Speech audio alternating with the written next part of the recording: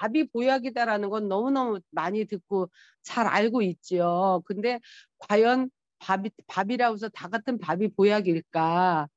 제가 생각하는 보약인 밥은 현미밥이다라고 생각을 합니다. 근데 우리가 근데 언제부터 우리는 정말 그냥 윤기 자르르 나는 흰쌀밥을 먹어야 진짜 밥인 것 같다는 생각을 갖고 있었죠. 또 생일날 정말 흰밥에 미역국이 최고였을 시절도 있었지요. 근데 과연 우리가 흰밥을 언제부터 먹게 되었을까라고 보니까 과연 그 생각까지 했어요. 조선시대 세종대에 흰쌀밥을 먹었을까? 그냥 추측해볼 건데 저희가 이게 사실은 흰밥을 먹기 시작한 게 그렇게 오래되지 않았어요. 우리 일제강점기 때 그때 도정기가 우리 한국에 들어오면서 그때부터 우리가 이제 흰밥을 먹기 시작한 거거든요. 그다음 장표 넘겨주시겠어요? 여기 보면 제가 이제 벼하고 그림이 좀 저기 하지 않은데 이게 현미라고 치면 벼에 보면은 66%가 거의 그 쌀눈에 영향이 있고 그다음에 쌀 껍질 미강의 29% 실제 백미에는 그 흰 부분에는 영향이 5%밖에 없는 거예요. 그렇다면 우리가 흰 쌀밥을 먹는다는 거는 95%를 버리고 5%밖에 먹지 않는 게 되는 거죠. 그죠? 왜 그럴까요? 우리가 왜 이런 걸 과연 몰라서 흰밥을 좋아할까요? 왜 그럴까요?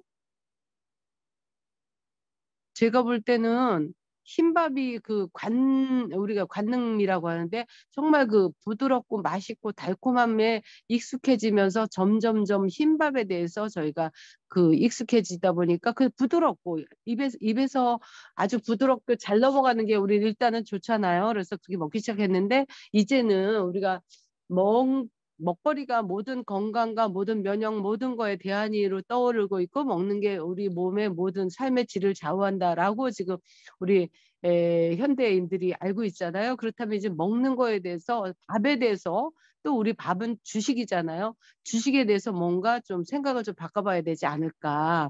그래서 현미가 갖고 있는 그 어떤 영양학적 우수성을 이렇게 뭐 구체적으로 이렇게 살펴봤어요. 그랬더니 일단 현미는 비타민 미네랄 보고라고 했는데 비타민 미네랄 지금 우리 회원님들 중에서도 지금 종합 비타민 뭐 영양제 하나 정도는 다 드시고 계시죠? 안 드시나요?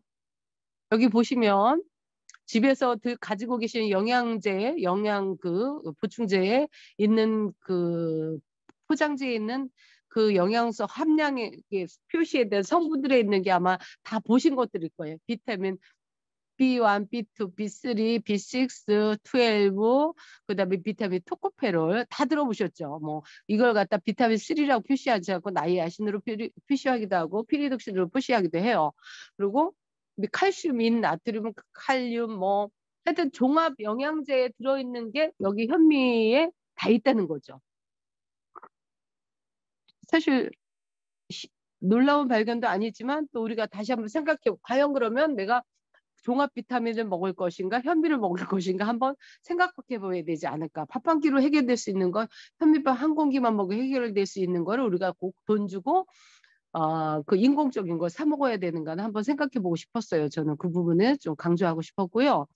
그다음에 더 중요한 건 제가 지난번에도 그 말씀드렸듯이 단세 지방산이 지방이 아니라 탄수화물 계열인데 그게 뭐냐면 우리 뭐 장내에 어떤 여러 가지 기능을 한다는 것때 한번 말씀드린 적이 있는데 그 섬유질이 그러니까 흰쌀에는 아까 다 이제 쌀을 뻗기다 보니까 섬유질이 다 깎여 나간 거죠. 근데 그 미강에 섬유질이 3배라고 했는데 그럼 섬유질이 왜 우리 몸에서 얼마나 이거 섬유질 3배 있어서 유익한가를 봤을 때 첫째 오래 씹을 수밖에 없어요. 백미보다 좀 질기기도 하고 껍질이 있으니까 그렇다는 거는 우리가 저작을 한다는 거는 단순히 분쇄를 하는 게 아니라 분쇄하는 과정에서 입에서 충분한 침이 나오겠죠. 침만큼 좋은 소화 효소가 없거든요. 그러니까 침을 충분히 분비시키고 침이 분비된다는 건 우리 몸에 일종의 호르몬들이 다 작용이 일어나는 거예요. 침이 단순히 침 하나로서 그냥 나오는 게 아니라 몸에 여러 가지 기능들이 다 활발히 움직여야 침이 나오는 거거든요. 그래서 침을 충분히 분비시키기 때문에 그런 장점이 있고, 그다음에 오래 씹어서 먹다 보니까는 우리가 백미를 먹으면 뭐 정말 밥 한 공기 10분 내도 뚝딱 먹어지죠. 그냥 꿀떡꿀떡 넘어가니까. 근데 이거는 오래 씹다 보니까 한 10분, 20분 정도 먹다 보니까는 밥을 적게 먹어도 포만감도 들고 소식하게 되는 그런 효과도 있는 거죠. 소식의 장점도 여러분 잘 아실 거고요. 그다음에 이 섬유질 들어가서, 섬유질은 어떤 그 수분을 흡수하는 역할을 해요. 그래서 장내 그 수분, 불필요한 수분을 흡수하기도 하고, 장내 찌꺼기를 끌고 내려가서 청소부 역할도 해주기도 하고, 이 섬유질이. 그다음에 또 천천히 소화시키니까 혈당, 인슐린도 천천히 나게 혈당에 도움도 주고, 그다음에 콜레스테롤 수치는 뭐 당연히 낮춰질 거고. 그래서 이런 현미가 갖고 있는 장점, 섬유질에도 있고요. 그다음에 더 중요한 거, 이것도 많이 여러분들이 요즘 하도 많이 들으니까, 영양제나 보충제로 우리 다 보는 것들이에요. 픽틴산, 감마 오리자놀, 셀레늄, 트리신, 뭐 이 메티오닌, 트립토판, 가바, 이런 거 다 영양제에 이게 들었다고 다 써 있는 것들이거든요. 그래서 이런 것들도 생리활성 물질을 우리가 요즘 뭐라 그러죠? 저기 뭐야, 식물이 치유하는 우리 그 성질이 있다고 하잖아요. 그런 그러니까 영양소하고는 또 다른 기능들이 있는 거거든요. 이런 것들이 지금 써 있듯이 뭐 중금속도 배출하고 뭐 여러 가지 그런 항바이러스 기능들이 다 있어요. 그래서 이렇게 좋은 현미를 우리가 조금 더 어떻게 하면 생활 속에서 잘 먹을 수 있을까라고 생각해 봤을 때, 이거는 현미와 백미와 영양 비교인데, 뭐 그림이 좀 선명하진 않지만 옆에 비교 보면은 뭐 1.7배, 2.1배, 2.2배 뭐 엄청난, 그러니까 2배, 3배잖아요. 그럼 밥 한 끼를 먹었을 때 과연 효율적인, 우리는 이제는 배고파서 먹는 시대는 지났잖아요. 그죠? 그리고 맛있어서 먹기보다는 이제는 정말 내 몸을 생각해서 식사 한 끼를 생각한다면 정말 한번 주식을 바꿔보는 어떤 생각을 하면 좋지 않을까. 저는 강력하게 현미밥을 드시길 권합니다. 근데 왜 안 먹을까를 생각해 봤는데, 저희 이제 저희는 100% 현미를 제공하고 있죠. 근데 손님들이 오셔서 두 부류예요. 어떤 분들은 밥을 많이 남기는 분들이 있어요. 그러니까 그분들은 어떤 두 부류인데, 한 분들은 나는 현미를 먹으면 소화가 잘 안 돼라는 약간의 고정관념을 갖고 계신 분이 있고요. 또 하나는 그냥 현미고 백미고 무조건 나는 탄수화물을 많이 먹으면 안 돼라는 생각을 갖고 있는 분들이 계신 것 같아요. 그런 분들 말고는 밥을 좀, 그러니까 먹다가 딱 일정량 먹으면 그 포만감이 든다고 그래요. 그래서 저희 밥을 굉장히 다른 데보다 조금 주거든요. 조금 주는데도 아주 포만감도 있고 만족한다고 그러시고, 또 밥을 한 숟갈 뜨고 나서 하시는 말씀은 밥이 너무 맛있다고, 단맛이 돈다고 그렇게 얘기를 하세요. 그러니까 그분들은 충분히 씹고 제대로 드시는 분들이죠. 제가 먹어봐도 저도 늘 먹을 때보다 와, 밥이 너무 맛있어. 저는 정말 밥이 한 숟갈 먹으면 정말 맛있어요.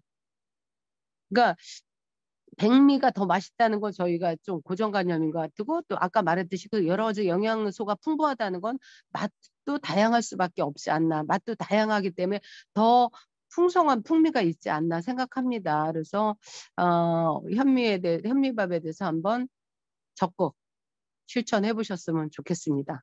이상입니다.